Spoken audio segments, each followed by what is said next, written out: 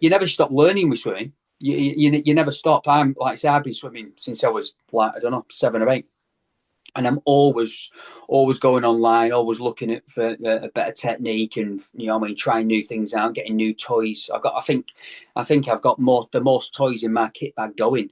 My coach said to me the other day, I look like Buckaroo. I've got like a snorkel going on, and I've got fins going on. I've got paddles and all the rest of it, and it's quite comical, really. But yeah, it's always I'm always learning. And that's today's guest, Adam Diver. As you can probably tell from that short clip, we had a right laugh while we were recording this. He's got some great stories coming up, and I'm sure you're going to enjoy it. But that line just creased me up. He looks like Buckaroo when he goes swimming with all the toys he's got. Classic. So that's coming up. Hope you're all well, and welcome back to the Agegroup Multisport podcast with me, Richie Conway. Thank you for taking your time out to give us a listen. Much appreciated. And weather's improving. We're in April now. We're on the 8th of April as we record this, and the sun's out. Still a bit chilly, temperature-wise, but been getting outside on the bike. Did a group ride last week for the first time. Got another one today, this afternoon. 4 of us go out, and we're doing about 60k, a couple of hours with a cafe stop. Which is nice. Rest of the training's going well, and according to plan.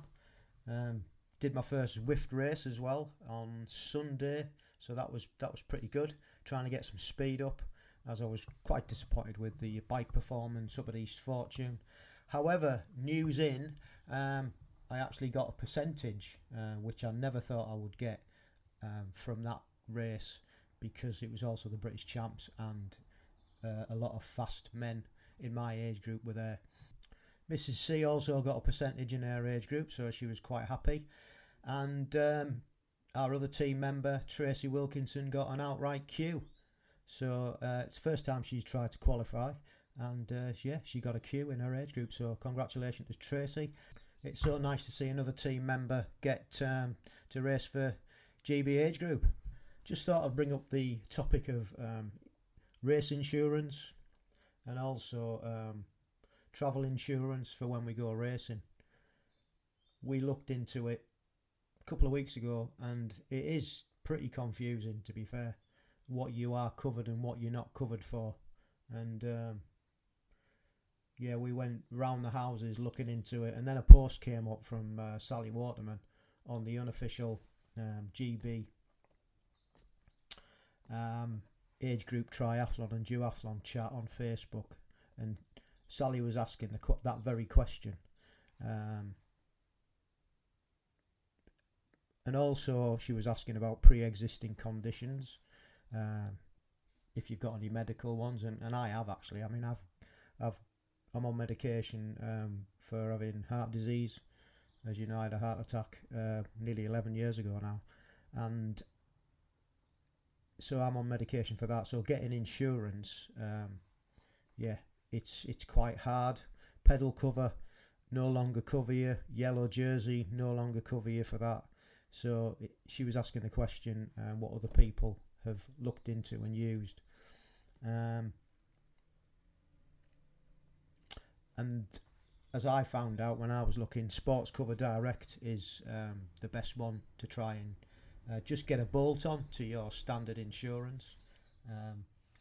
That's what I found. So I've got Barclays travel insurance, and so I'll just get a bolt on for race day from Sports Direct for any added insurance that I require. But yeah, it's quite complex and not as straightforward as you think. So you really do need to make sure that you're covered. And I think Sports Cover Direct has come out on top from the replies that was put on to Sally's post on Facebook. So that's the route we're going to go down, I think. And it was just quite topical, because we were talking about it when we were away up in Edinburgh, how confusing it was and what you were and weren't covered by if you're on the GB team and what they covered you.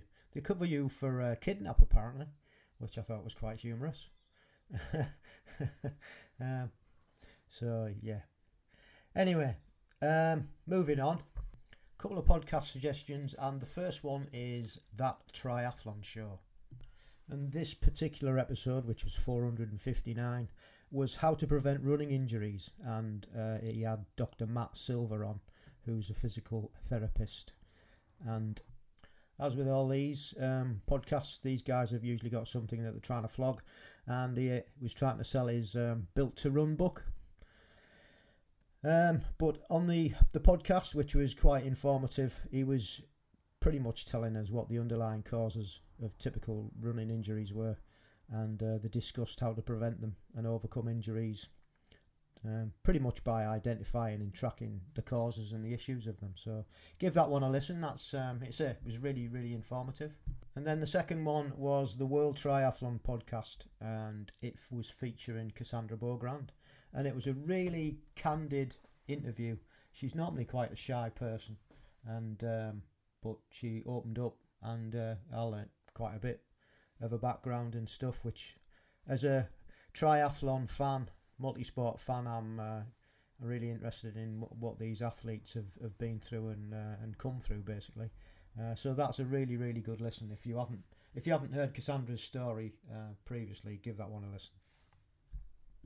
And there was some great sport on over the weekend, and it started with the T100 first race of the year over in Singapore, and it was quite interesting because there was a lot of British athletes starting on the line, and some of them that are in the series that have never raced the distance before.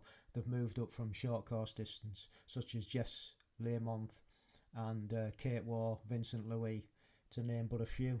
And it was a really, really good race. If you haven't watched it, I would recommend you get onto YouTube and have a look at the highlights. And in the ladies, I think everybody was surprised, and not least the athlete who won it herself, Kate Waugh. It was such a fantastic race. She didn't just win it, she stormed it by about 6 minutes, I think. But what an impressive race that she strung together.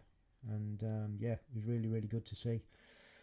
Unfortunately for Jess Laymonth, I always like to watch Jess race. She did a great swim and a great bike, and then just capitulated on the run, as she pretty much said that she probably would, because she's not run fit.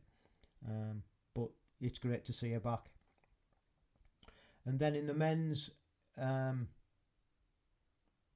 Vincent Louis was up there at the beginning and just capitulated on the bike, surprisingly. He later said that it was the heat that got to him.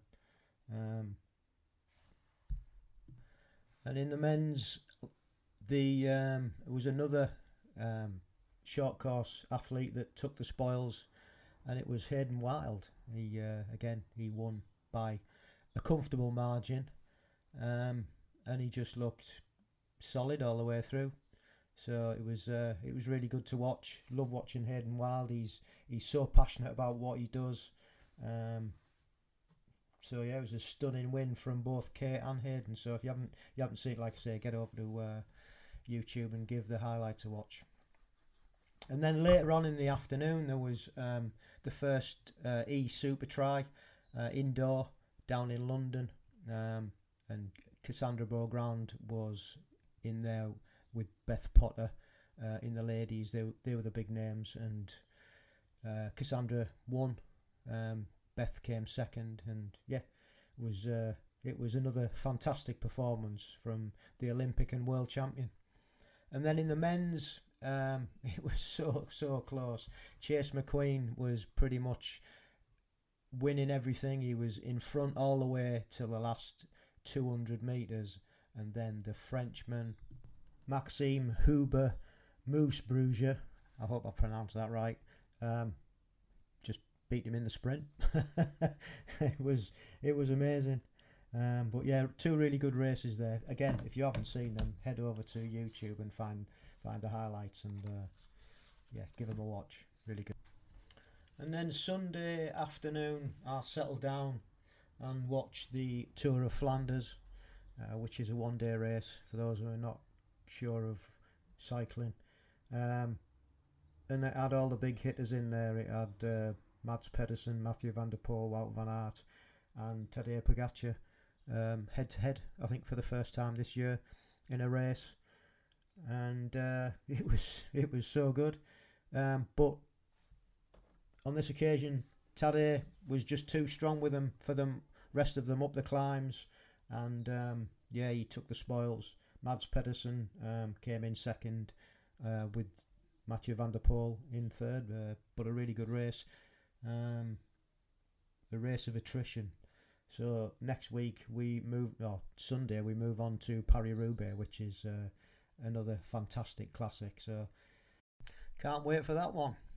Right, time to get to the main event. I'm sure you're going to enjoy Adam's story.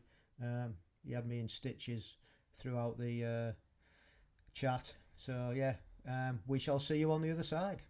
Hi Adam, how are we doing? I'm good. I'm just in the Isle of Man at the moment, visiting my parents. So I'm all right. I've got a couple of days leave. I'm going back to work on Tuesday. So I'm just over here at the moment. Is that where you're from originally, or? No, I'm from Fleetwood, Lancashire. But my mum and dad have been here for the last 40 years or something like that. We've had relations and connections to the Isle of Man for a long while now. Cool. Do you like it? That's somewhere I've never been, actually. Oh, have you not? Oh, no, we've always amazing. said that we'd like to go over, but we've never. It's an amazing. I've just been out on my bike for about 3 hours, and as soon as you go out of the house, it's just, the views are amazing. There's hardly any cars on the road. It's just like, it's immense. So I've just spent a good 3 hours on my bike. We're loving it. And I guess it doesn't take long to get from Fleetwood to the Isle of Man, then. Depends how you get there, really. If you go by boat, it takes about 4.5 hours on a plane. It takes around about 25 minutes. Yeah. And if you swim in it, then it can take a couple of days. Yeah. Which you have done. There you go, yeah. Yeah, which we'll get into. So, if you'd just like to introduce yourself, much appreciated. Yeah, so my name's Adam Diver. I'm at the ripe old age of 50 now. I grew up in Lancashire, Fleetwood, which is just outside Blackpool. And then from there, I went into the army and spent a good 27 years in the British Army, and retired from the army about 4 years ago, and now work for the NHS as a mental health therapist. And I've been doing that since I left. Cool. Yeah. We've got something in common there, because I worked for our local authority, providing gardening for people with mental health issues. Oh, right, yeah. Because I'm now a gardener, and I got into that side of it, and so for 7 years I was working with people who had mental health issues, and it was very rewarding, I've got to say. Yeah, good. We do that. We send people to the social prescribers, and they prescribe things like gardening and let's say art classes, cooking classes, and stuff like that, which is great. Yeah. And it just gets people back to some sort of, let's say, normality or what they want to achieve, goals and stuff like that. So it's really good. Yeah. So we do things like that. It's good. Cool. So what did you do growing up as a kid, sporting wise? Sporting wise, right. So I'm a swimmer by background. So I was part of the Fleetwood Swimming Club. So I was there since I was about 7. And I did that till probably I was around about 14, which I regret. I wish I would have carried it on, but as a teenager, things change. Yeah. And then got into Taekwondo. I did that for about 4 years. And then, in between that and then joining the army, then that sort of like petered off. And then I joined the army at 16. Yeah. So I carried on doing a bit of Taekwondo in the army, and then started swimming again. And I swam for my unit, which we did a lot of travelling around. And then from there, pretty much the sport started to die off, really. And I started just to concentrate on my career in the army, progressing up the ranks. I joined as a private soldier, and I progressed through the ranks.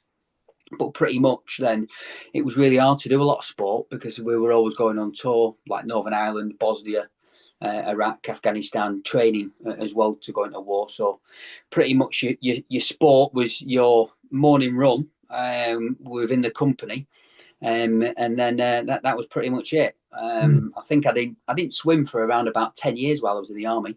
There was no pool where we were, and it was a place called Catterick Garrison, which I got posted to, and they got a great pool there. So I was posted there for quite a few years, and then I got back into swimming, and then sort of like started to fall in love with it again.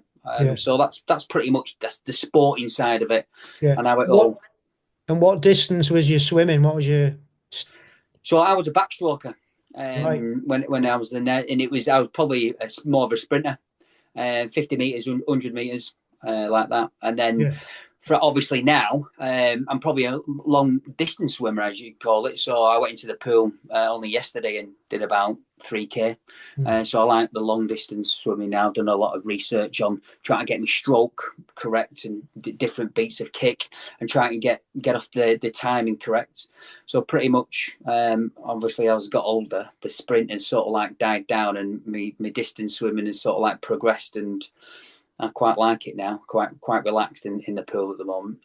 Well, having swam as a kid, like a lot of you guys, you'll have nailed your technique pretty much, I would imagine.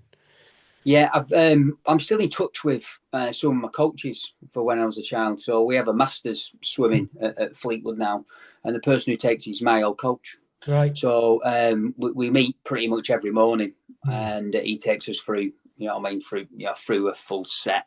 But the warm up set would be maybe around about 1,000 meters, and it's just all technique. There's a guy called Elliot. He's a fantastic swimmer. And he'll pick us up on our technique and stuff like that. And there's all ranges go, really. We get some youngers in there who have just finished swimming club and, let's say, gone to university, and then, fall in love with back again. Yeah. So you get maybe the 20-year-olds, and then goes up to about 72 or something like that. So, it's good it's just good to get away. Swimming is an amazing sport. You end up forgetting everything when you swim. It's just a case of just you, the water, and just forget all your worries, and it's pretty good. I quite like it. It's quite relaxing. There isn't many other sports where you're just absolutely engulfed by it, and that, when I say it, I mean in that circumstance, it's the water, isn't it? Well, that's it, isn't it? That's exactly right. As soon as you get in the water, you can concentrate on your stroke. When you start doing that, you end up just like going slower. Yeah. So I will split, let's say, my routine down into just like thinking about my stroke, and then feeling. So think and feel, and then when I go to the main set, I just feel the water, and then it's just forgetting everything, then just going through everything.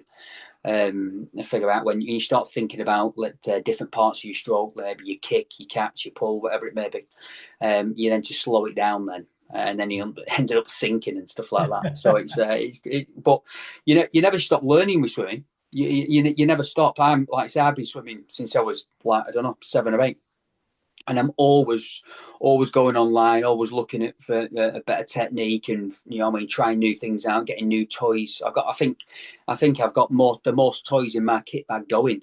My coach said to me the other day, I look like Buckaroo. I've got like a snorkel going on, and I've got fins going on, I've got paddles and all the rest of it, and it's quite comical, really. But it's always I'm always learning. And I never settle. When you were in the army then, and you were swimming for your unit, So I swam for the unit, and progressed to do water polo as well. So I used to play water polo, and then I got into triathlon basically from my boss. I was a sergeant major at the time, and I was working for a lieutenant colonel, and he was the chief of staff. And I got this job, and basically after I got the job and I settled in, pretty much had a bit of a one-to-one with him. And he says, "Have you got a bike?" And I was like, "Well, can you?" He said, first of all, I think he said, "Can you ride?" And I was like, "Yeah, of course I can ride a bike." And then he went, "Have you got a bike?" And I was like, "Nope." And he said, "Well, every Wednesday and Friday I go cycling, and you're coming with me." So I was like, "Right, sir, yeah, no problem." He said, "Get yourself down to the stores, get yourself a bike, get it sorted out, and get ready to go on Wednesday. Make sure you got an helmet." And that's how basically my cycling started for the army. So I was pretty much forced into it, really, because I had to go out with my boss.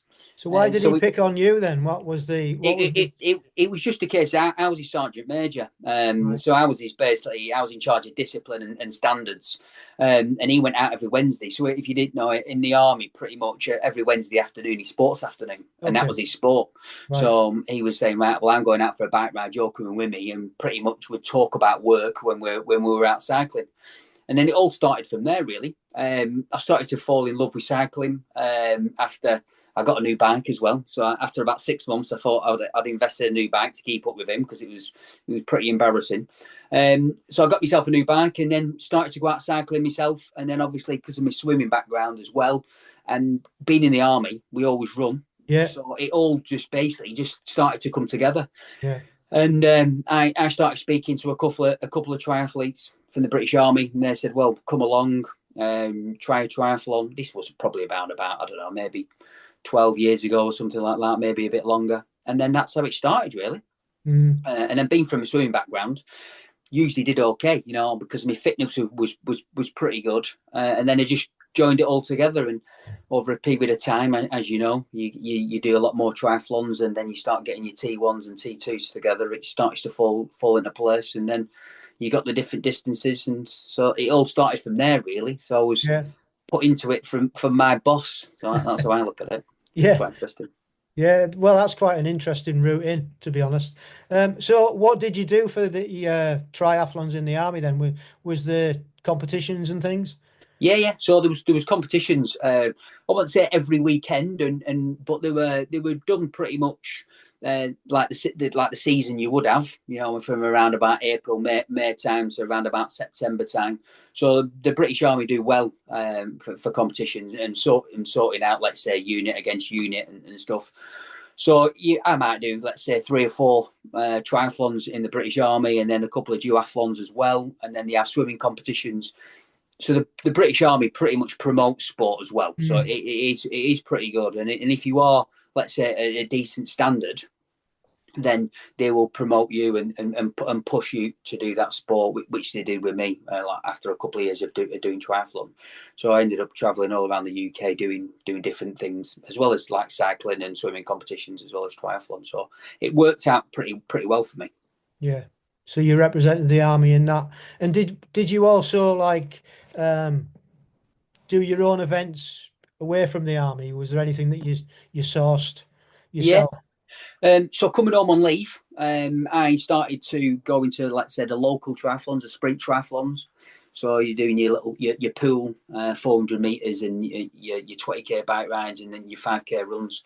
So I started to enter them locally. So around my area in Lancashire, we have, let's say, a trilogy of triathlons. We've got one in Fleetwood where I live, another one in a place called St Anne's, and another one just outside of Fleetwood called Ribby Hall.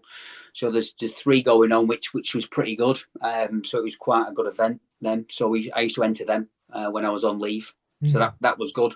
And then wherever else posted. So Catterick always does quite a big event and around the area. So depending where I was in the world, I used to hook on to, to the local ones as well. And then just build up from there. Yeah. And you used to take your bike around the world with you then, did you, when you were... I have done, but the army's pretty good as well as sourcing bikes. So always, because I got posted to different units, you'd always have a quartermaster store, and in there would be a selection of, let's say, adventure training equipment. So they have pretty much, the stores will be full of pretty much everything, your rock climbing equipment and all the rest of it, boxing equipment, and they'd always have a selection of bikes. So you could always go in there and muster some sort of contraption together and get yourself a bike. Yeah. Because I've been posted all around the world. I've been to Cyprus, been to Germany, been posted to Canada, Africa, all over. So taking your bike around with you is pretty difficult sometimes. And as well, because you're going on tour, you might go away for 6 months and all your kit gets boxed up. So you don't want to be, taking a decent bike worth thousands of pounds with you, because it will get ruined over time. So that's what I used to do: just lend a bike, use it for a couple of years, hand it back, and then get a new bike wherever I was, or I won't say new, but newish. Yeah, yeah. So in all that time, like traveling and doing triathlons, first question is, what was your favorite triathlon that you did? And then second one, what's your favorite distance? Oh, my favourite triathlon, probably the one in Catterick, because it was probably one of the first like decent ones. It was it was probably an Olympic distance, I think it was there, and I would say Olympic is probably my favourite distance, the standard distance. I don't mind the sprints; it's good, but I sometimes I always think to myself, I like a little bit of leeway. You know what I mean? If there's an issue with T1 or T2 or something happens, I can always gain something back. I think the super sprints are brilliant, but they are, you know, as I'm getting older, if you do anything, you know, anything significantly wrong or forget something or do something on the run or something else, you can then drop down so many places. So as I'm getting older, I think the super sprints and sprints, I'm like, okay, I'll maybe leave that to the young ones. But I like the Olympic distance ones where you have got a little bit of leeway, just in case you need to pull something back. You've got enough time to do that. So I don't mind the swim. I like the swim. I swim quite often in open water. I'm quite lucky where I live in Fleetwood. I've got a lake there, pretty much about 300 metres from my house. And I've also got the beach as well. So in decent weather, there's me and the club. We go out and we go swimming in there. So I'm quite lucky, really, to get open water swimming on my doorstep. Ideal. Yeah, and out of the three, I know you have a background as a swimmer, but out of the three, which is your preferred discipline? Probably the bike. I like the bike. The swim, I like the swim, but I'm always, you know what I mean, I'm always self-critical on it, thinking, well, I could have done better. Why did I do that? And I just like being on the bike. I like being on my TT bike. I feel comfortable. As soon as I get on the bike, I'm settled in. I can have something to eat. I can start gathering my thoughts, and I just feel comfortable on the bike. So I do like the bike. I do a lot of indoor training. I got a watt bike, which has been fantastic. So I train on the watt bike a lot of the time. And then when I can, when it's decent weather, I get out like I have done today and do a couple of hours. But I like being on the bike. Cool. Yeah. So when you got out of the army after doing lots of triathlons in there, how did it continue? I just thought to myself, well, I can spend a lot more time training now. Being in the army is a lifestyle. So you constantly, if you didn't know, you get paid 24 hours a day in the army, and they've got you for 24 hours. So you're always basically on duty. They can call you at any time. They can call you back to barracks because you get paid the 24 hours. So they've always got that, and there's always something going on. So you can never really 100% commit to your training. There's you know what I mean, you would always miss a couple of days or even longer, especially when you go on tour. So when I decided to get out of the army, I did Southport Triathlon, which is an amazing triathlon, and it's usually a British qualifying race. I did it while I was in the army. When I got out, I did it, and then I thought to myself, do you know what? I can do this. I can up my game, and that's what I started to do. I started to up my game, do you know what I mean, just to look. Do a bit of a deep dive into each of the disciplines? Where can I improve in certain areas? And really, you know what I mean, channel my time in it. So in the army, I could never swim every morning because there might not be a pool, or two, you know, I might be on duty, I might be doing something. So I could swim every day. And at night time, I've got a couple of kids, so they might be, you know, I mean, going off and doing sports while we're taking to there, and I might go for a run while they were playing football. So I could manage my time better. And then from there, then I could really progress. Yeah. And then I tried to get into the age group team probably about 4 or 5 times. And how did you find out about the age group team then?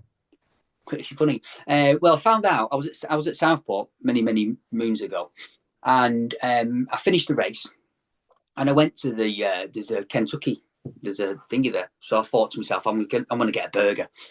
So anyway, so I went in there, which is not ideal, but I went in there, and there's about 4 or 5 lads sat down, and they're all on the phones. and they've just finished the triathlon. They're all on what's it called now, baseline, or they're looking for the stats and where they are and where they've come.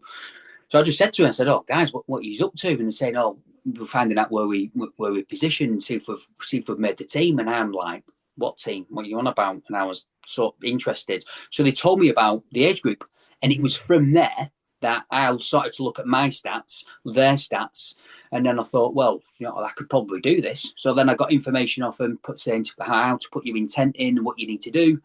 And it was just by luck, probably, having this conversation with these guys who were age groupers, who basically led me into it to say, well, do your research, go onto the website, this is what you can do.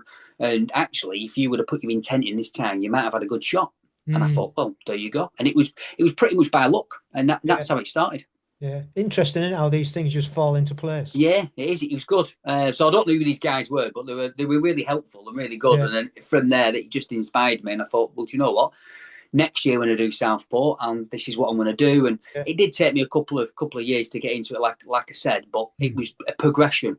Yeah. Some people are lucky and they do it first time and they get in. Yeah. And sometimes it takes a little bit of time, which is fine as well. Yeah, I mean, it depends on your age group and how busy the age group is, and what the standard is in your age group.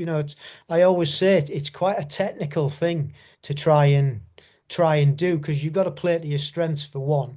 You've got to look at who's at certain races, haven't you? And where you are in the pecking order and what your chances are. For example, I was at a duathlon qualifier at the weekend up in East Fortune, and it was the British champs as well.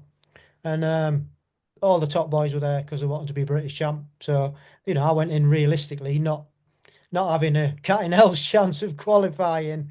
You know what I mean? But you've got to look at it, haven't you? I mean, we went up as there was 6 of us racing. We went up as a club because a couple of the guys had done it last year and said it was a fantastic event. So we all went up and give it a crack, and but it's about picking your races. It's quite a technical thing to do, especially if you're not at the top. You know what I mean? Of your age group. That's it. And that's looking at it. So I've done like loads now. I pretty much just do the qualifiers as well now. Do other things to beat. I did like a duathlon the other week. It's called a fireman's duathlon in Rivington. You do it in pairs. Really, really good duathlon. So I did that with my friend the other week. So I do a lot of like local things like that just to hone my skills in and just find out where I am. And then I pretty much just go on the website, the BT website, and find out where the races are and put my intent in. Yeah. And even so, aquabike as well. So I did aquabike a couple of years ago, which is great, especially if you've got an injury from running. Absolutely. And who doesn't have one of them? That's it. I did an aquabike last year is it called St. Neots? I did the aquabike there. I qualified for Australia this year, but when I was racking my bike, there was about 6 or 7 of us, and we was all chatting, and I was like, "Oh yeah, it's my first aquabike. I'm doing this because I've got a bit of an injury." And then all of us, everyone said, "I've got an injury. I've got an injury," and I was like, "Oh no!" I said, "Everyone's thought the same." Yeah. So it was quite interesting actually. But aquabike, it was brilliant, especially finishing on the bike, thinking that's it now. I can just wrap my bike and go home. So it was quite like it. So hopefully I'll be doing a couple more aquabikes this year. Cool. So going back to your qualification, you said it took you a few years to actually become a group athlete. So what was the process? How did you actually get that tri-suit in the end? So it was where was it? Valencia. Quite a few. I can't remember how many years ago now. Valencia, maybe 3. Was it 3 years ago? Yeah, probably. So it was that one. It was. So I got first of all got a roll down slot on that. All right, which I was happy with. Which race did you qualify at? Oh, I think it was Southport. Was it? Yeah. I think it was Southport one, which was great. So I went there with my mate Rick, He qualified he's from the same club as me. So we went over together, which was fantastic. And it was just amazing. It was well run. Our accommodation was great. The race was fantastic. And he's done quite a few races now, Rick, all around the world. And he says Valencia is one of the best. So that was my first one. I did Pontevedra a couple of years ago as well. So I went there for the Worlds. That was good. And I've qualified for some others, but I couldn't make them. I can't remember where now, but last year I couldn't do it, and then the year before when I did the swim, and then I've now qualified for Wollongong, is it Wollongong, in Australia? Yeah. So I've qualified for a sprint and the aquabike there. Cool. So at the moment I'm just sorting a lot of administration out and trying to pull some funds together to try and get over there. Yeah, because it ain't cheap. It's not cheap. No, it's not cheap. So it looks like I'm going to be taking the whole family as well. So, nice. So we're all going to go. The NHS has been kind enough to pool all my leave together and stuff like that. So we're going to go for quite a long period of time, do the race, and then stay there and have a bit of a holiday. I think to make it. Awesome. That's what we're going to do anyway. I think I can't spend a week there and then come home. It's too far to go, isn't it? To just go for just a week. You need to enjoy it as well. I mean, that's what we usually do. Go and have a bit of a holiday as well while we're racing. So yeah, cool. So is that Olympic distance? No, actually, it's a sprint. Oh, it's a sprint. Qualify for the sprint, and then the aquabike is obviously Olympic distance as well. Yeah. So I qualified for the aquabike straight off. That was a qualification, and then the sprint was a roll down. So I was quite happy with that. I thought, well, that's brilliant. I've got 2 races now instead of 1. So it worked out quite well when I got the email. So I was like, okay, that's pretty good. Brilliant. Congratulations. Yeah. No, thank you. And good luck. Yeah, cheers, thanks. Teammate of mine, he's going over and he's qualified for, I think, the sprint and the standard. Not sure whether he's going to do them both, but bless him. We were away at the weekend, like I said, and he'd forgotten to pay. Oh, I think they'll be all right. His age group's not full, so they've got him in. So they've got him in. Well, that's good. Yeah. I made sure I was on the bus first of all. Made sure that was all done, and then I thought once I've done that, then I can start looking at hotels and stuff. I'm quite lucky. I've got a couple of friends who were soldiers. If you didn't know, if you was in the British Army, you can then transfer to the Australian Army. So I've got a couple of friends over there who are in the Australian Army who live around about an hour and a half from where it is. Yeah. So I've got my admins all getting sorted out by me staying with them. So it's looking good at the moment. Excellent. Well, that saves on some costs as well, doesn't it? And always handy. So you mentioned there you'd done this swim. Just tell people about the swim that you'd done. Yeah. So it started from COVID really. So my son is quite a high level of swimming now. He's just turned 15 and he's swimming regional level. So during COVID, all the pools were shut, and we needed to make sure that he carried on swimming and making sure he can, just to keep up. Just to tick over, and obviously I've done quite a lot of open water swimming. So what we decided to do during COVID is to start swimming in the bay. So start basically to map out 25 meters in the bay and say, right, okay, this is our pool, and we'll just do a pool set. All right, so we'll have kickboards and stuff, and we'd start training when we could have the hour off and when the sea was in. So you might be looking at 3 or 4 times a week. We could get in the bay, which was good. And then one day we could see the Isle of Man, all right, really clear. And my mum and dad live over here, and he looked at me and just said, "Do you reckon we could swim over there to see Nan and Grandad?" And I was like, "Do you know what? I reckon we could." Anyway, that was it really. It was the seed was sown. I went back home, started to Google, has anyone swam to the Isle of Man? Found out that a relay team tried it about 15 years ago, unsuccessfully due to bad weather, and it was from there. Then I started to plan, and it was because of COVID. I could then pull resources together. So it was, I knew, because we come from a fishing port, I knew somebody with a boat, which was great. And then I knew the people in the RNLI and the Coast Guard. So I mustered a team together who would come over for this trip. I knew a couple of kayakers as well who were ex-squaddies, which was really good. And it all started to roll from there, really. So it took about a year to plan. I was training then pretty much every single day in the pool, doing about 2 or 3 hours. All right, I spent 6 hours in the lake at one point, and it was just constant training. The problem that we had, we could only go on a certain day, all right, because all the people involved were RNLI, Coast Guards, and etc. So they booked a certain time off. I think it was like the 22nd of July, 2022. Anyway, so we booked it for this day, and we was going to go from St. Bees, that's where we went, and that's to the Isle of Man, a place called Portmore, and it was 32 miles. All right, so we went to the local nautical college. We planned it all out, the actual route, the distances, the tides, where the currents are, and it was pretty much well mapped out. So we met at St. Bees, and then I started to swim, and then got about 14k out into the Irish Sea, and then the weather turned. It pretty much it was unexpected. If you don't know about the Irish Sea, it is pretty horrific out there. So we had to basically cut it short and say, right, okay, that's it, due to it was just safety issues, really. And then from there, one of the kayakers came down into the boat when I got lifted onto the boat and just said, right, okay, we'll do this again, but we need to make sure that we can do it when it's decent weather. Now we're going to do that. We need to be on standby. So we got back to the UK and started planning again. So what we did is we got a different team, because that team couldn't do it again.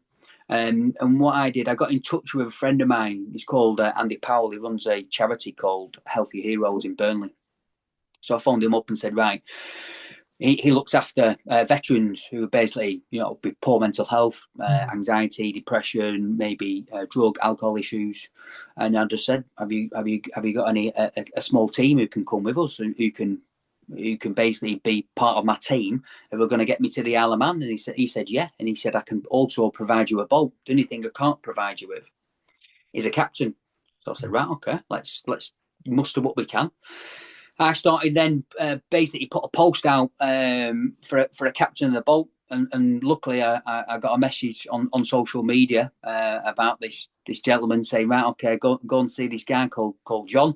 All right, he's in his 70s, but he knows the Irish Sea like, you know what I mean, like, anyway, he spent all his life there. So I met up with this guy called John. He pretty much like the guy from Jaws, really. All right, so I met up with this guy and I said, right, I need a captain to get us this boat over from St. Bees to the Isle of Man. Can you do it? And he just said, yeah. He said, what was the problem the first time? I said, it was the weather. So he said, right, we're going to be on standby. We're going to be on standby for 8 weeks. The team were fantastic, so they could be on standby. They were all part of this charity, so they had no real commitments. And the kayakers were ex-soldiers who had PTSD. So at the moment, they were on standby. They were fine. So that's what happened. We was on standby from May, I think it was 2023, and was going to be on standby for 8 weeks. And within 4 days, the captain phoned us up, or got us on the WhatsApp group and said, right, we've got good weather. We've got 4 days of good weather. We're going. And luckily enough, I've been training all that time. The first time it failed to this time. And then we set off from St. Bees, and our adventure began, really. There was a few hiccups along the way.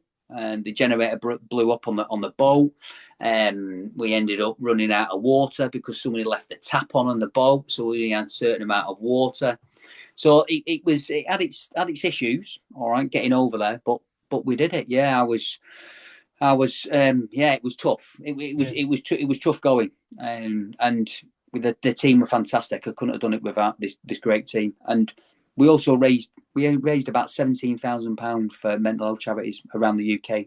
So we had a Just Giving page, which gathered a lot of momentum as well. And then landed it in the Isle of Man, and greeted by the press and the governor there, and it's just been fantastic. You know what I mean? It was just a really good event. It was good that we raised money for the charities, and it was good for the team as well. It was really good for the team involved, because they all had their own journey as well. They all had their own little bits of sort of like looking for the next goal, making sure that they could progress as well. So it's been really good for everyone. Cool. And have you done anything like that since? No, I've been concentrating on triathlon. Yeah. So I did that. Because I was swimming so much, I wasn't doing enough biking and enough running, really, because I was just spending a lot of time in the sea and the pool. Yeah. So because of that, now I've thought to myself, right, okay, let's get back into triathlon and get back on the bike and get running again.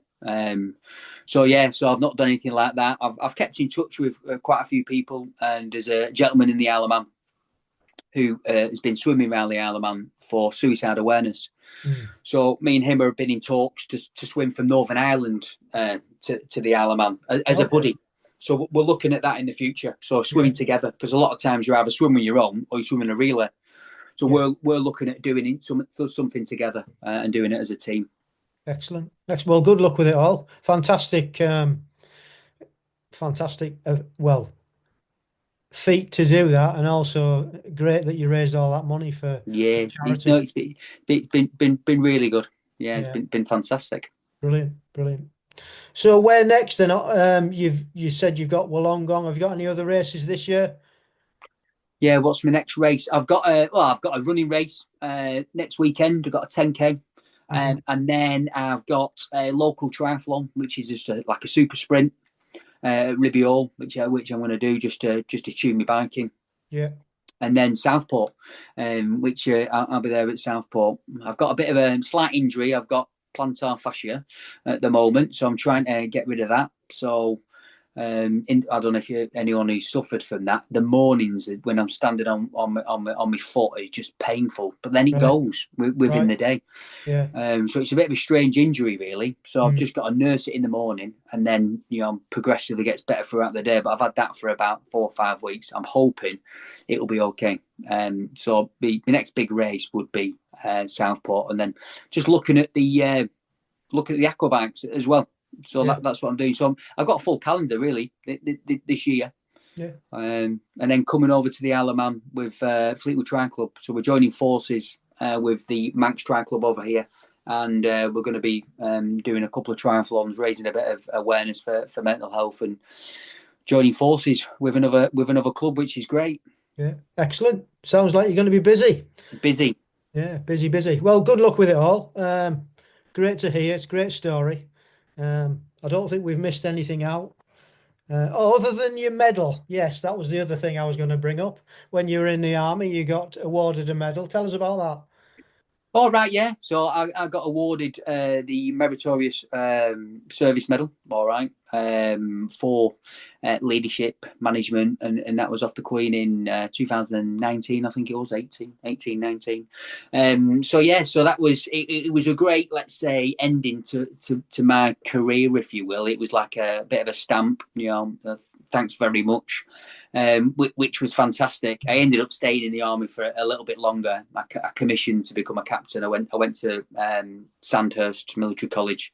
I studied there, and then became a captain towards the end. So I went from private soldier to garrison sergeant major and start basically shouting at people for a couple of years, and then progressed to be a captain. So it was quite a good career, and the medal at the end was really, it was a proud moment for myself and obviously my family as well. So it was fantastic. Cool. Icing on the cake. Yeah, it was fantastic. It was good.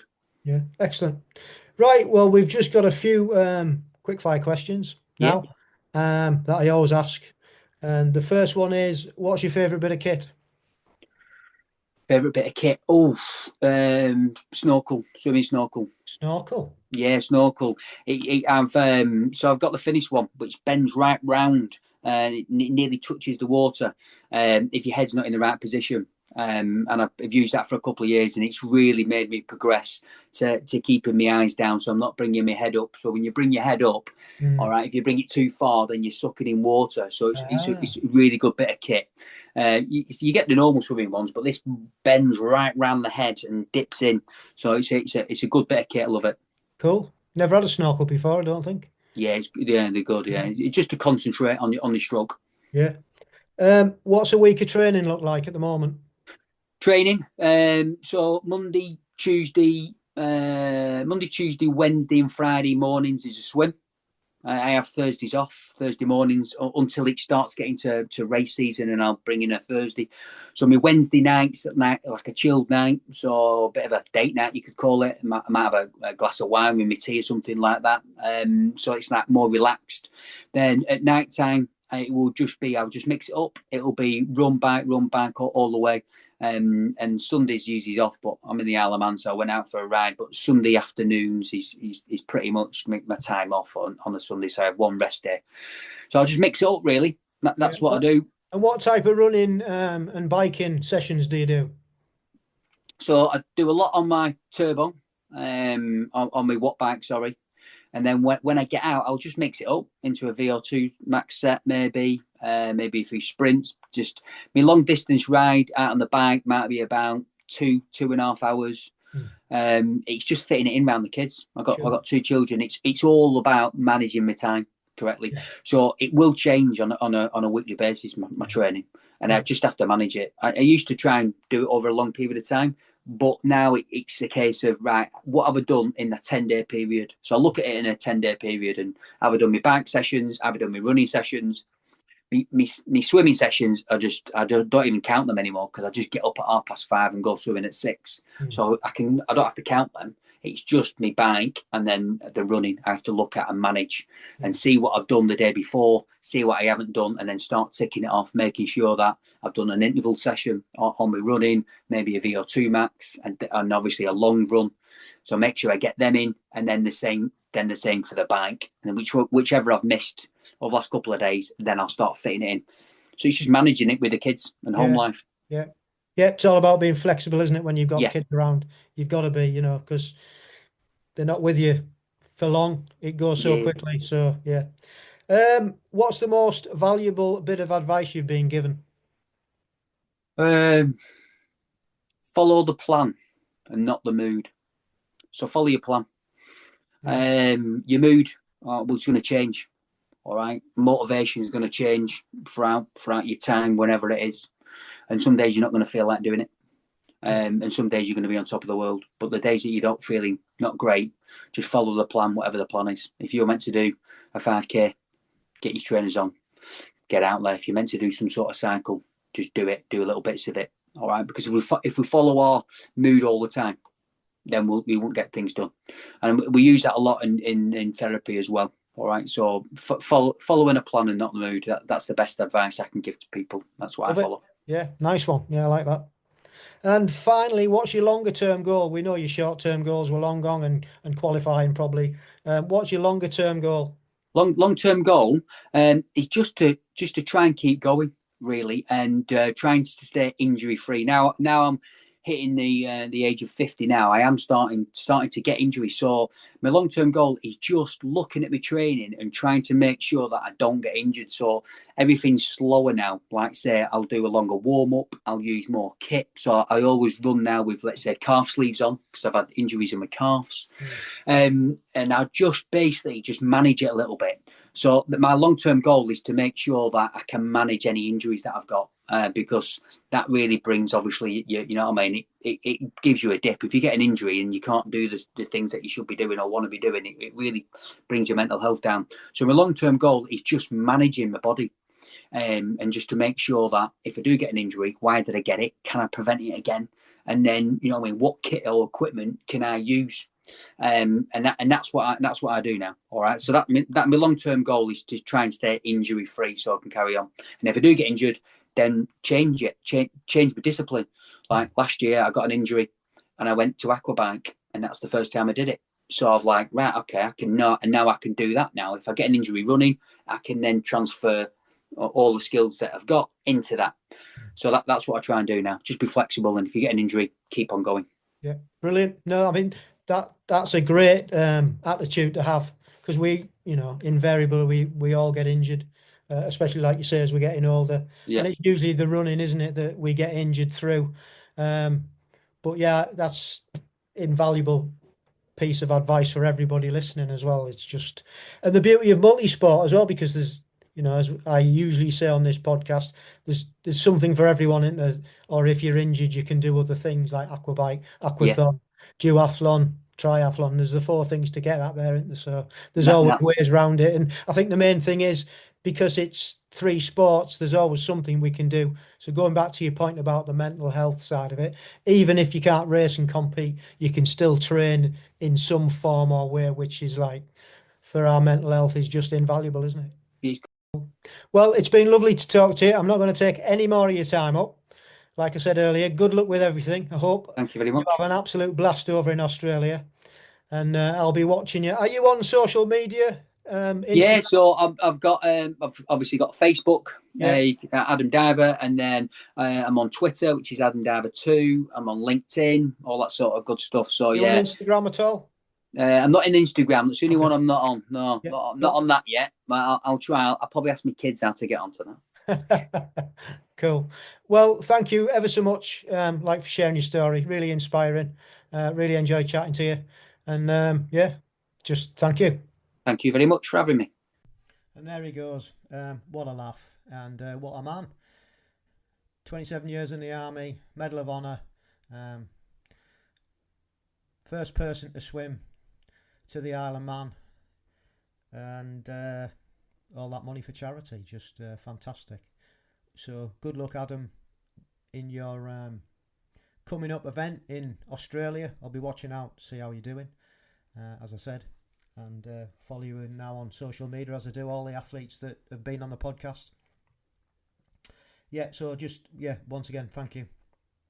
So I hope you enjoyed that, and if you'd like to come on the podcast, we're always looking for guests. Please drop us a DM on social media. We're on Instagram at amp_1967. We're on Facebook at ampgb. We're on X at Agegroup Multisport Podcast, and we have our own YouTube channel, which is also ampgb. Or you can email us at agegroupmultisportpodcast@gmail.com. Please get in touch. Come on, inspire others like Adam's just done, and share your journey. Thanks for listening, and it would be great if you could share this around to like-minded people that you know. Get the numbers up, and if you could subscribe, you can leave comments now. I think definitely on Apple Podcast, and also I think now on Spotify. You can leave us comments, reviews, which all go to help the podcast raise its profile. But yeah, please do share it among like-minded friends. And until next time, stay safe, keep training, and love the process.